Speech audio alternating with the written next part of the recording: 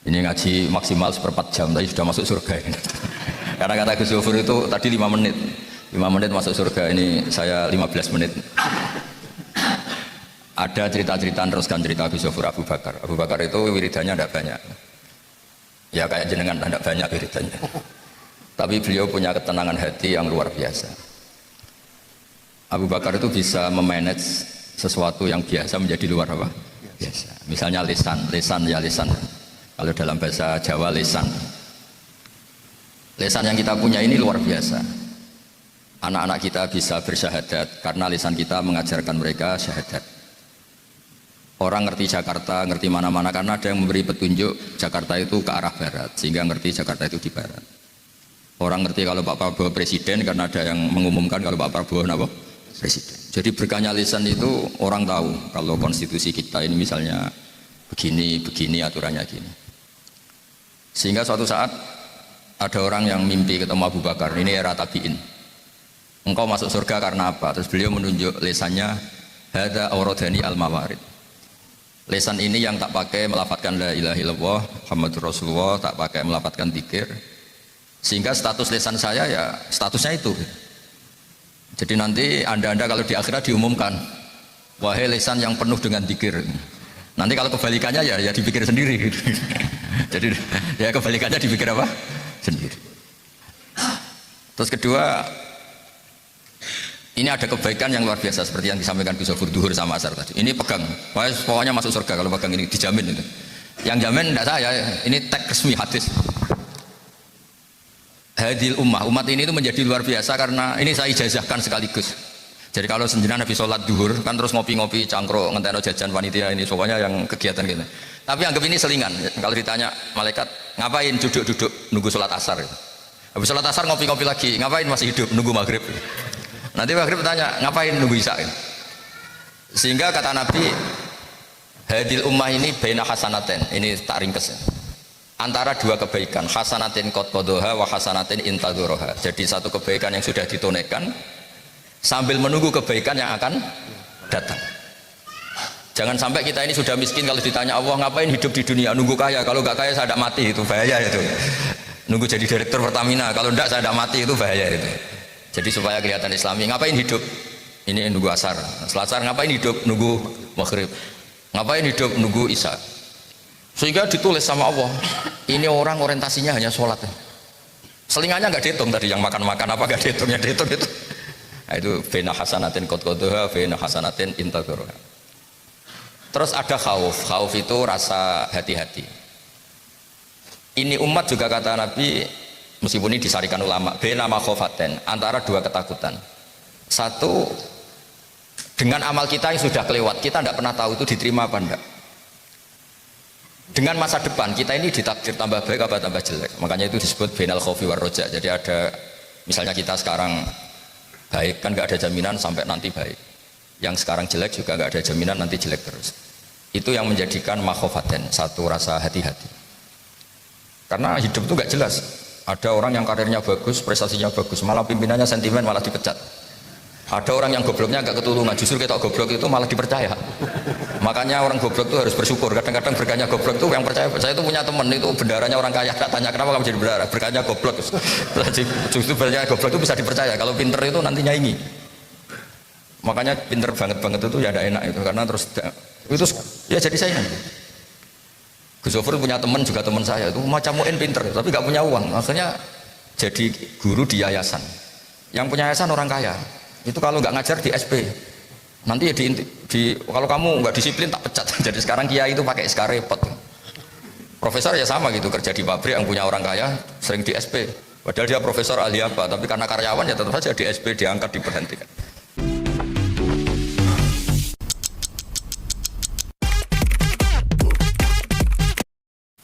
Nah, dari cerita itu kata Nabi Musa pernah tanya, ya Allah kenapa banyak orang bodoh mimpin orang pinter? Kenapa di dunia itu banyak orang bodoh mimpin orang pinter? Kata Allah, Musa supaya tahu dunia ini milik saya. Jadi kadang Allah itu ya orang sarjana politik, nekuni politik sampai habis buku, habis berapa, nggak jadi presiden. Yang presiden itu insinyur. Misalnya orang nekuni kiai ngaji nggak jadi kiai. jadi sub apa di yayasan yang ketuanya itu orang kaya raya tuh tua-tua ingin jadi kiai bikin pondok terus nunjuk kiai itu Pak Yai mau saya kasih pekerjaan terus dia jadi kiai ditunjuk oleh orang kaya. Jadi memang fenomena di zaman akhir ini agak-agak gimana gitu, agak-agak butuh nyali lah untuk terima takdir seperti ini butuh nyali gitu. Tapi kembali ke Dawei Gus Yofur, justru itu yang menjadi Abu Bakar hebat. Semua yang menjadi sunnatullah itu diterima secara legowo. Makanya di kitab Ihya disebut walakin bisain wa qara fi sadri.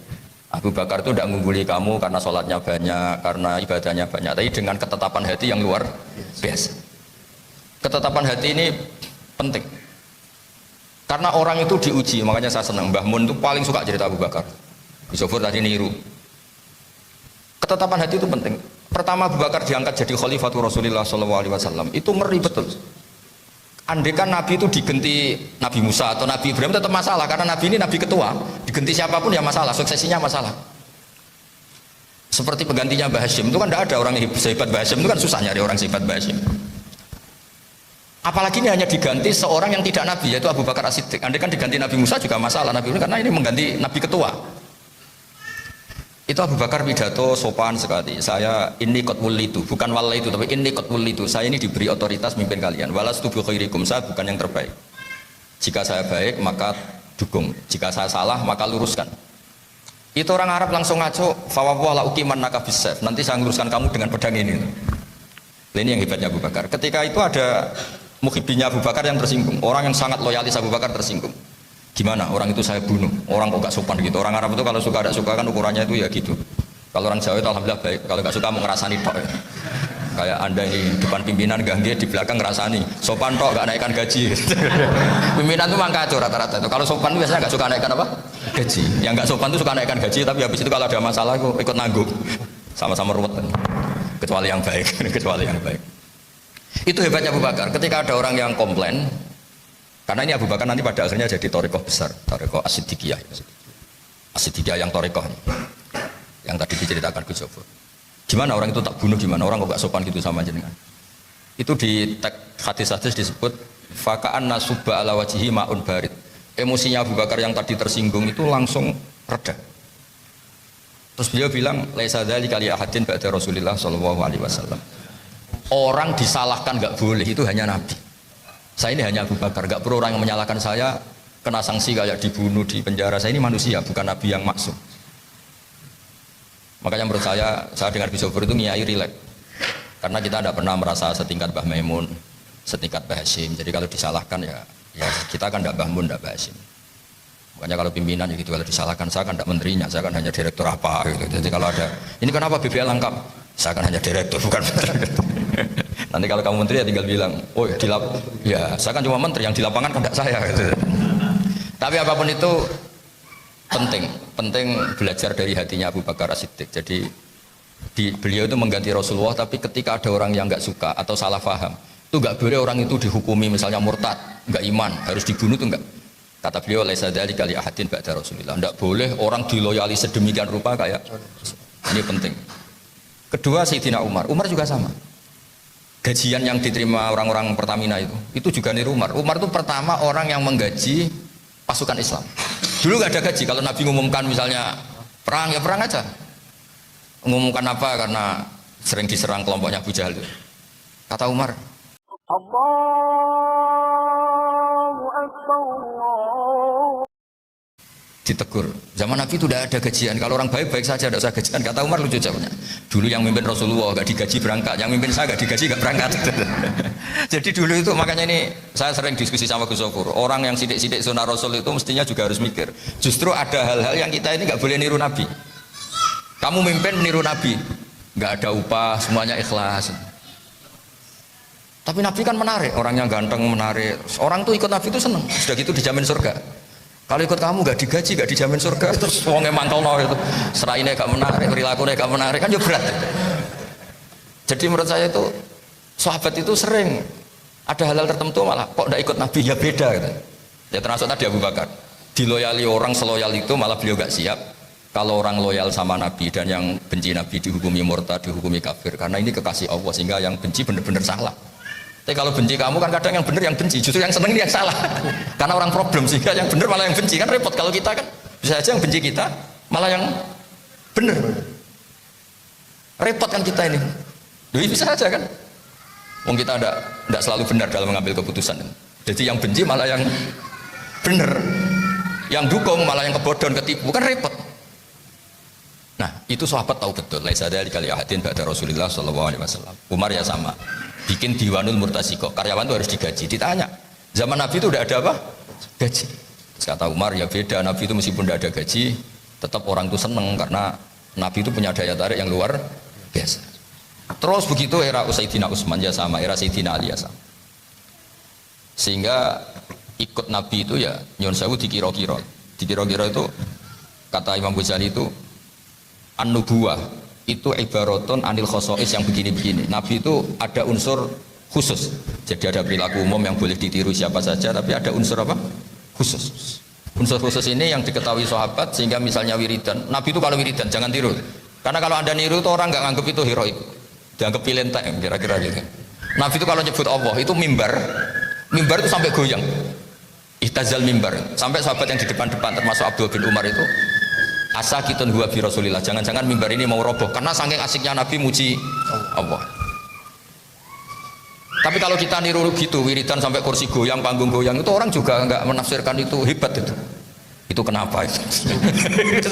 jadi sunnah Rasul itu ya dipikir lah, ada hal-hal yang kita tidak mungkin niru Nabi. Nah itu tadi yang benar Gus Zofur itu hebatnya Abu Bakar ketika ada loyalis yang mau bunuh yang komplain Abu Bakar. Itu Abu Bakar ngendikan laisa dzalika li ahadin ba'da Rasulillah sallallahu alaihi wasallam. Diloyali sampai sedemikian tuh enggak ada yang pantas kecuali Rasulullah sallallahu alaihi wasallam. Sehingga era sahabat itu Abu Bakar, Umar itu sudah mulai menerima perbedaan. Era apalagi era modern, era demokrasi kayak perbedaan itu. Saya dengan Gus Zofur mulai kecil berteman tapi ya beda sekali. Tapi ya sama karena ya beda itu berkah. Karena kalau saya sama ya malah repot, kebutuhannya umat kan banyak, susu kiai yang macam-macam itu. Saya bayangkan kiai yang habis maghrib sampai isya itu wiridan sampai isya dengan kiai yang ngopi-ngopi itu. Kalau madhab saya itu ya hebatnya kiai yang ngopi-ngopi. Kiai yang wiridan mulai subuh sampai zuhur sama yang ngopi-ngopi itu. Asal tidak milih bakul yang paling cantik tidak ya, yang normal. Yang normal ngopi-ngopi normal itu. Karena begini, andai kan semua orang itu soleh habis subuh wiridan sampai zuhur sampai asar, mungkin yang mau masuk Islam nggak jadi. Wah kok repot gitu Islam. Berkahnya kiai yang habis subuh terus ngopi cangkruk terus wae zuhur gak pati qobliyah badiah santai lagi. Loh kok enak Islam tuh, kayaknya nggak apa-apa masuk Islam. Jadi Islam itu nggak dianggap problem itu. Nah itu tadi yang dimaksud Gus Zofur, kuantitas itu kadang ya bikin masalah baru karena ketika kita terlalu banyak secara lahir wiridan terus itu ukurannya jangan kamu sendiri. Orang mau masuk Islam terus kalau ukurnya melihat perilaku Anda, wah kok repot itu. Ini kalau saya disuruh baca tasbih terus kapan saya ngurusi ekonomi saya, kan nggak jadi masuk Islam. Bismillahirrahmanirrahim. Hal ataka hadithul ghaibi. Tapi kalau melihat pegawai Pertamina itu kan ya berburu uang, macak, gaya gitu. Kadang naik helikopter pejabatnya itu kan kayak keren gitu, Kan kayak terus, wih, ternyata orang Islam boleh kaya toh.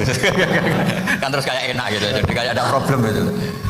Jadi saya memang nggak pernah biasa serius, tapi saya pastikan yang dikatakan Gus tadi benar. Jadi memang Abu Bakar itu mengungguli kalian tidak karena banyak ibadahnya, tapi walakin bisein wa qarafi sadri, itu redaksi yang di kitab Ihya. Makanya saya mohon meskipun jenengan kelihatan makan, tapi makan itu lebih penting ketimbang Anda jadi presiden, jadi menteri, jadi kiai besar. Orang nggak jadi kiai besar tetap hidup, tapi kalau nggak makan itu mati itu. Orang nggak jadi presiden tetap hidup, kalau nggak makan itu mati. Makanya nikmat tertinggi ya makan itu. Dan kita sudah makan, berarti punya nikmat apa? Tertinggi. Sudah gitu aja sudah. Lalu itu betul, saya ada guyon itu yang dikatakan Gus Zofur tadi benar. Ada hadis Inna Allaha la yardha 'anil 'abdi idza akalal aklata fayahmaduhu 'alaiha aw yashraba syarba fayahmaduhu 'alaiha. Allah itu sangat ridho kalau ada hambanya makan satu kunyahan kemudian dia bersyukur, minum satu teguhan kemudian dia bersyukur. Jadi untuk jadi wali itu ya sudah cukup makan-makan terus. Tapi kasihan panitia kalau dihabiskan nanti gak keduman itu.